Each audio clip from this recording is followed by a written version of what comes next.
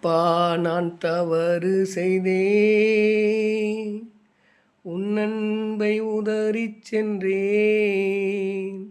நான் கெட்டலைந்து ஓடி வந்தேன், என்னை கண் பாரும் உந்தன் பிள்ளை நான். சுமைகளில் சோர்ந்தோரே, என்னிடத்தில் வாரும் என்றீர்.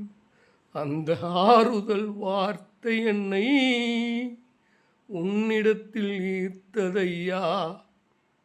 காடுகளில் மிருகங்களும் பாடி வரும் பறவைகளும் உன் அன்பில் மகிழ்ந்திருக்க நான் உன்னை புரிந்து கொண்டேன். நான் உன்னை புரிந்து கொண்டேன். நான் உன்னை புரிந்து